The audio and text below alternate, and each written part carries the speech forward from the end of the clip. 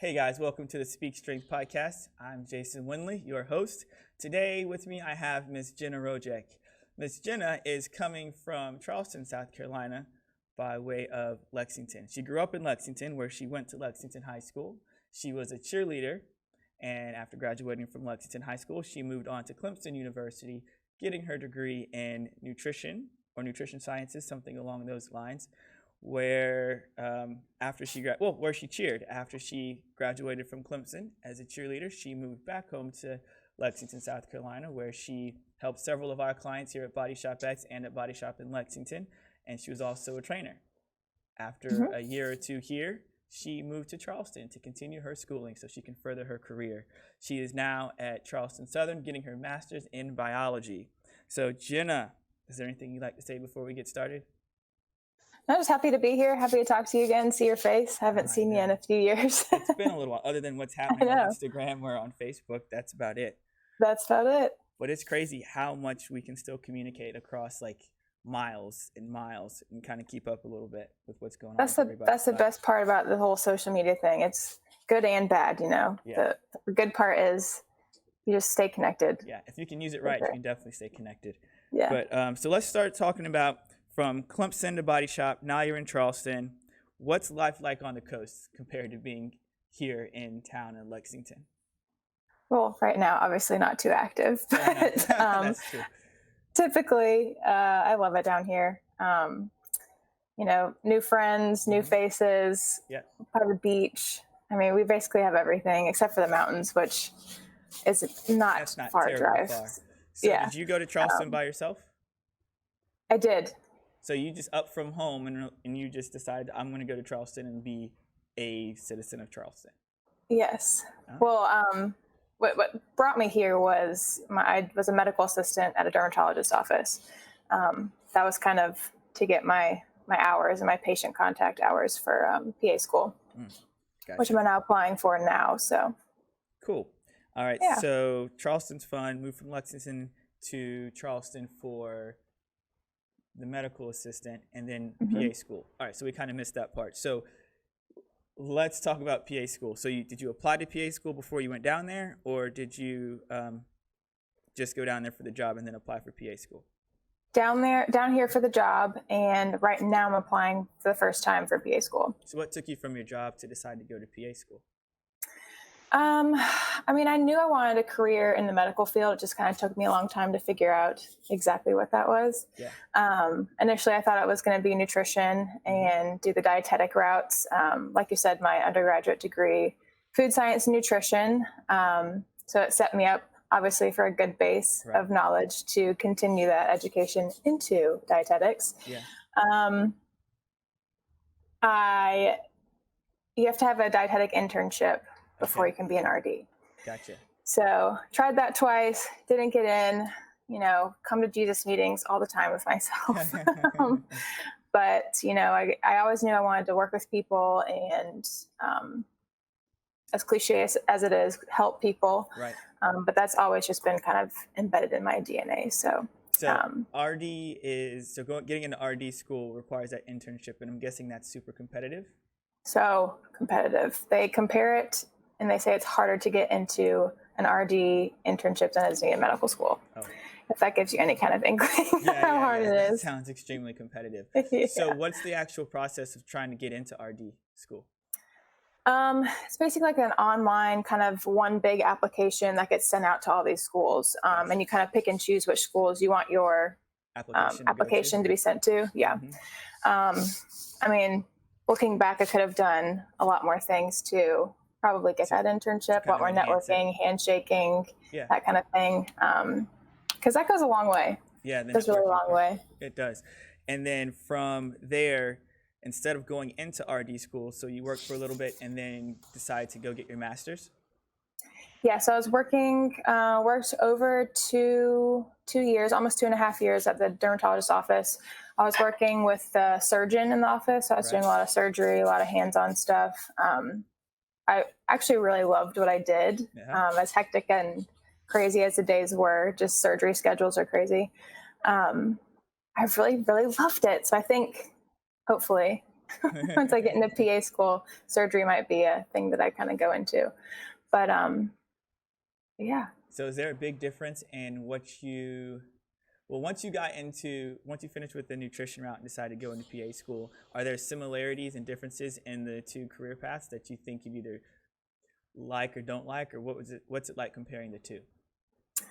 I mean, the application process is very similar. The competitiveness is very similar.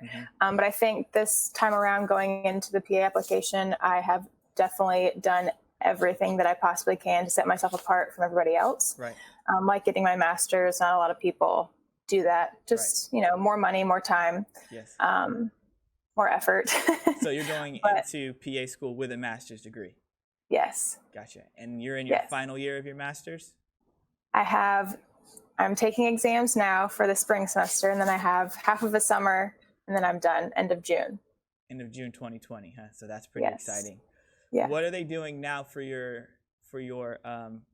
I guess considering everything is closed and you can't go inside the building. So what's that like as you finish your last year of your master's? I haven't been to campus since before spring break, which was first week of March. So you leave school, go spring break, and you're expecting to come back, and we just never did. And even my first summer session is officially online as well. So it's a little bit different, or a lot different. Yeah. Not going to campus at all. We just kind of have a virtual thing, kind of like this with our professors. Everything's just online. Yeah. So you're applying for PA school. You got your master's degree. You're a cheerleader. You've been pretty busy throughout your 20s. So but even though you're not going into RD school, you haven't completely or necessarily stopped with this nutrition route of helping people. Can you tell us a little bit about that? So I've always had a passion and a love for fitness, health, wellness, nutrition, all of that. Yeah. So I didn't want to lose that part of me. Yeah. I wanted to keep being able to do that, because I do love coaching people through behavior change as far as food goes and nutrition goes. It's difficult, but it's worth it. I have people, I help them through the ups and the downs, everything. And it's just so awesome for them to text me a picture of like before and after, or like their progress picture. You're like, heck yeah. Right. Heck yeah. Just like literally making life changes, which is awesome. And so you started doing, most recently, you started really diving into your social media account and kind of helping people with that. Can you give us a little background and what your motivation is to that? So I started doing that. I've wanted to do it for a while, but I just kind of kept putting it off and was like, what's the point? But I started doing it like last fall a little bit. Right. And then it definitely increased more as far as, with the quarantine thing going on now, trying to help people more with their home workouts. But it's just another way to keep that part of me alive with the kind of nutrition thing, with the fitness thing. It is really a passion of mine. And it's like, why not share that with everybody else? Literally recording exactly what I do every day and just posting it to the world. Yeah. What's your Instagram account, just in case anybody has any questions about where to find It's just my first and last name, Jenna Rojek, Rojek. Nice. That Rojek, that's her last name, not the first part, just in case you're wondering. All right, cool. So how did you get into fitness? Where did it start? What were you doing? And I guess from there, we can keep going. Even as a little kid, I was always doing something: soccer, basketball, gymnastics. I think I did like even a mini like football cheerleading team for like a couple years. But I was always active doing that stuff. And then my sport growing up was definitely gymnastics. I did that for, I think, like 11 years. So you did gymnastics prior to becoming a cheerleader? Yes. Sweet. All right, we're going to get into that transition in a little bit, but go ahead and keep talking about being active. Gymnastics was like my sport when I was little. But then late middle school, I was getting taller. I was hitting the growth spurt, and I'm not the smallest of people in the world. The gymnasts are like 5 foot, if that. I mean, gymnastics has that, I guess there is that range in the middle of growth where if you get too tall, it's almost like everything has to be relearned again. And once you start to get taller, you're almost doom's the wrong word, but you're definitely going to have a little bit of a learning curve getting everything back once you've probably gained another 2 or 3 inches from where you first learned everything. And that's exactly what happened. I mean, I was just getting literally too tall for the sport. Yeah. So I tried out for my middle school cheerleading team. Yes. I was, at a gymnastics gym that had cheerleading teams go there. So we had like the floors and everything. So I would, after gymnastics practice, go onto the cheerleading floor and I would do a few passes and stuff. So it was definitely a learning curve once I made that team. Yep. I made that team only because I could tumble. No other reason. So the dance part, the cheer part was not there yet, no? No cheerleading charisma at that point. No, it's a completely different sport. Similar, but totally different. How long did it take you to catch on to the dancing and the charisma part? I'm still working on it. I'm still working on it. Graduated from college to cheerleader, still working on the charisma. That's the thing. But you guys, it was a slow progression.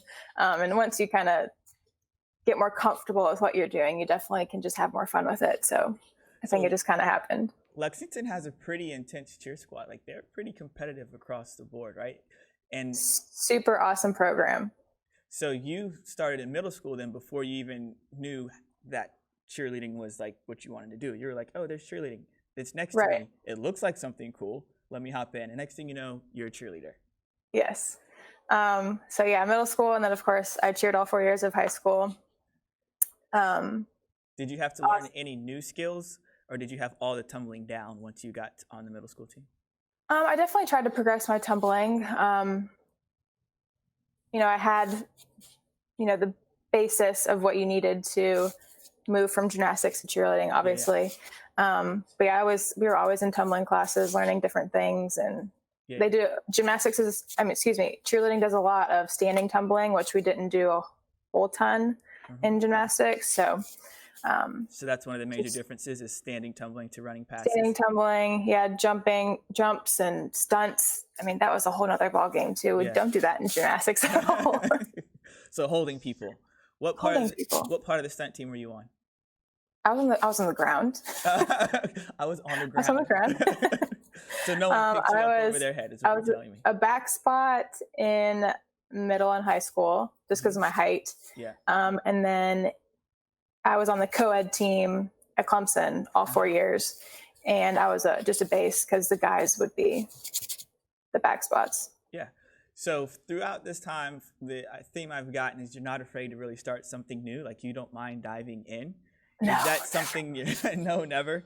Can you give me a little bit about that? Like, do you have to talk yourself up for anything or do you just like throw it out there? There is a process before I actually dive into it, whether I show that or voice that or not. Yeah. I'm definitely like an internalizer, so I go through lots of things in my head. Mm-hmm. I don't like talk to a lot of people about it. Yeah. I might talk to my sister or my mom or my boyfriend, but that's really it. So when it comes out, it's everybody else. It's like all of a sudden, she's just doing this and she's good at it. But to you, there's this long process. Yeah, it's a mental process, and I definitely have to like internally hype myself up. But once I decide to do something, I'm like, let's go. You ever talk to yourself out loud? I think I do. I just don't realize it. So Dan's never walked by, Dan being her boyfriend, but Dan's never walked by while you were doing something and all of a sudden like, are you talking to me? It's happened a few times. He's actually way worse than I am. I'll like hear him in his office and he's like, like just talking to himself and like doing stuff. I'm like, what are you doing in there? It's all good though. I think we all do it. I definitely know I talk to myself if I'm in the gym by myself and somebody walks in and they're looking at me funny. Were you talking to me? No, I was not talking to you. I'm about to do this lift and I needed to coach myself. I didn't have one with me. But yeah, I think it's amazing to have a coach. So you went from middle school cheerleading to high school cheerleading to Clemson. What was the transition from high school to college cheerleading? Was there a big difference? Were you able to keep up or did you have to kind of learn new things and settle down? What was that like? It was a huge difference from high school to the collegiate level. at that point, Clemson's cheerleading squad was kind of in a transition state between like a few coaches before, a newer coach when I was there, and then I still had a different coach by the end of my 4 years. So it's kind of a rebuilding transition progress that their program was in. And I definitely got to experience like the uphill climb of that, which was actually really cool, as well as their football team. I got to experience not the tippy top, but I got to experience almost a high level. Oh yeah, absolutely. But it's just completely different because you go from competitive high school cheerleading to that's all that you cared about was competition. And then collegiate level, it's all about cheering like spirit. So the football and the basketball teams. The energy, and then you have one competition at the end of the year if you are on the competition team. So we have our national competition that's in Daytona, Florida, and that just happens once a year, and that's it. Versus high school cheerleading, you had an entire season of 11 different competitions that you would go to. There are no smaller competitions for competitive collegiate teams to do other than that one down in Florida? We never did any. Gotcha. We literally just had that one competition. And so once you get on the competition team, did they just build you up for that? Is it like, we got to go? Yeah, so we would, once the second football season was done, or even before that, we kind of meshed the two, depending on bowl games and championship games and whatever. And we had a lot of skills that we would perform at the football games that we had basic skill wise. But as far as doing our learning and doing our competition routine, that definitely started like January-ish. After all the seasons were going. Yeah. So then you can focus on your own season. Okay. That makes sense. Yeah. Oh, wow. All right. So then from high school to Clemson, and then you graduated. So once you graduated, what was life like after graduation? Because I know from being a collegiate athlete, once you finish school and you don't have your sport and you don't have school anymore, it's kind of like, what do I do next? Where do I go from here? It's exactly what it was. I was like, what would I do? So honestly, I had never really like worked out in a gym before. I mean, I was with you guys at the body shop kind of in high school, and then I would come back home for holidays and come to the gym. But other than that, like barbell, I don't know what to do with this. Like, what the heck? So I kind of transitioned into doing that as my sport.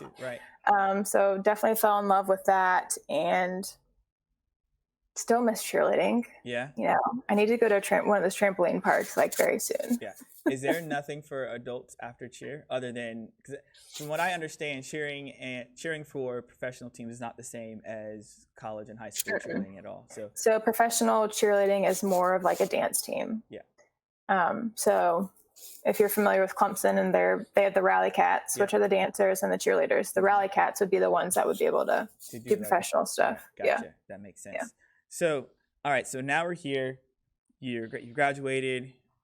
You're back in Lexington, and you're training people, and you're doing nutrition. Let's kind of skip ahead and talk about. Well, you've already helped some clients already. So let's talk about your clients that you have online, and tell us how you approach your clients when you're talking to people about nutrition and fitness. Let's talk there. So I kind of started a little, nutrition business this past December. I was helping a few people at work while I was at the dermatology office and helping them, guiding them through their nutrition journeys. And then because I haven't been working, so I quit, and I'm a full-time student, so I'm not working at all as far as actual job. So I was like missing that part of me again. So, started a little online nutrition business, kind of promoting it through my social media and just people that I know for the most part. And then them reaching out to people that they know. But it's just, again, it just kind of keeps that nutrition part of me intact. And it's just awesome to continue to help people, make those huge health changes. What are some of the principles that you think just kind of lie underneath every nutrition program that ever needs to go out to people? What are a couple of things you think are important for people to know? Consistency. Consistency. That's a good word. Yes. I think that is, and I keep saying that word a lot lately. Yeah. Whether it's just, maintaining a consistent schedule through this whole craziness that we're going through now. Yeah. Health wise, fitness wise, literally you can apply it to anything in your life. Just being consistent and putting that effort in every single day is what's going to get you to where you need to be. Yeah. So in every aspect of life. Yeah. So being steady across whatever you decided to do, just keep going. Yep. All right. Yep. So what if someone falls off? Tell us a little bit of advice that you would give if someone has started something. Let's say they've been good for a good 8 or 9 weeks, and they're decided that maybe one day they went out for ice cream. Can you kind of give us a little background of what you would tell somebody who may feel like, oh, I'm done. I messed up one day. Balance is another really good word too. You have to have that in life, especially with nutrition and fitness. As you can be as consistent as you want, but without some sort of balance, you're also not going to make your goals. Yeah.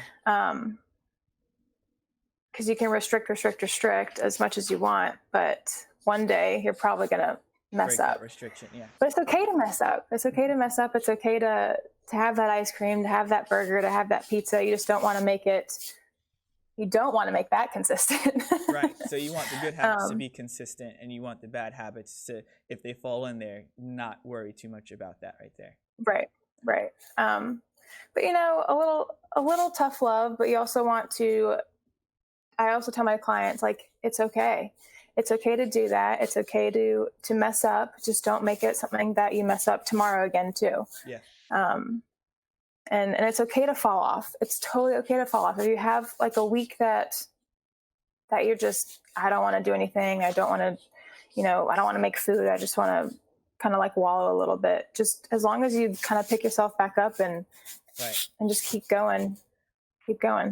Starting over, would they have to start over, you think?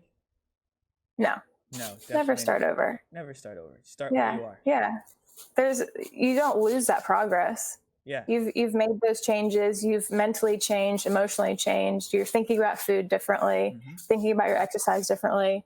There's still progress. You fall back a little bit, just pick yourself up and keep moving forward. Move on. Absolutely. I love that right there. So what's your favorite exercise? Everybody likes a good booty workout, right? Can't go wrong with giving that one to anybody. Doesn't matter.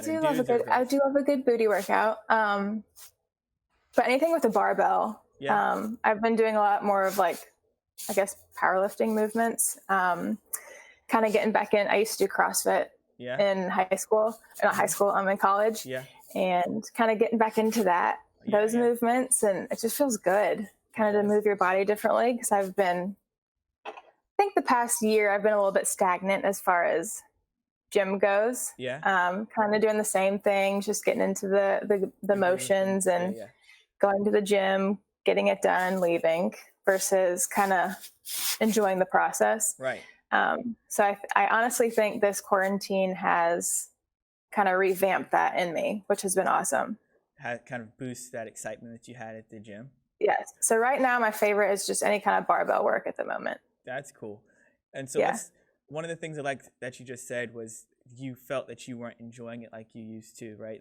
How important is it for people to enjoy what they're doing? So important. So important. I talk about the process a lot and enjoying that. No matter what it is in life right now, trying to enjoy the process of these terrible PA applications, enjoying the process of cooking different foods, doing different exercises. It might not be the most ideal situation in the world, but you just have to change your attitude. Just make it the best that you can. Change your attitude, make it the best that you can. That's a great way to go out from there. But let's move on. One more thing I want to talk about. Because you mentioned cooking different foods. Like, I know you're not necessarily a cook, but do you enjoy cooking? Because I've seen on your Instagram where you have some fun foods up there, and you'll post kind of the process that you're going through to get to the final product. Yeah, if I remember to, if I think about it, I'll record my steps. Yeah. But a lot of times I just kind of cook I don't really I use a recipe as guidance. Yeah. On like what ingredients to use, but I'm more of like a taste tester and just throwing what I think will work in there. Yeah. Do you have a go-to food or a go-to meal that you're like, I still need to stay healthy. I want to keep it like this. This is what I can do real easy. We do steaks a lot, just steak and salad, literally steak and salad. Mine's fajita beef and green beans. That's simple. Yeah, we do. I do crock-pot chicken to make like chicken tacos. We do that a lot. That's cool. It's easy. That's super easy. Good stuff. So as we start to close out, there's a couple of things I wanted to point out. You said if you want to keep going on to those or dig in some more, you're more than welcome to. But when you were talking to when you talk to your clients, you want to make sure that consistency is one of the most important things they're focusing on, right? Mm-hmm. Good. And then maintaining a good balance. So if they mess up, that's fine. As long as you're consistent and stay balanced, you should have some decent form of success. And then one day you're probably going to mess up, is what you said. And that's okay. Just keep moving forward. There's no need to pout about it or be upset. Just the next week, pick yourself back up and keep on going. Yep. Some positive reinforcement. Think about all the everything you've accomplished up to that point. Yeah. Remember your reason why. Why did you start? Why are you doing this? Why are you, continuing these habits? Like, what's your end goal? Why are you doing this? Just think about your why. Amazing. Well, I really appreciate you coming to join us for this podcast. Thanks for having me. Glad we could. We may do it again because there may be another time when we really dig into some more nutrition points that I think you'd be really helpful on. So thanks again. And thank you guys for listening and watching the Speak Strength podcast. We hope you guys have a wonderful, wonderful day. Bye.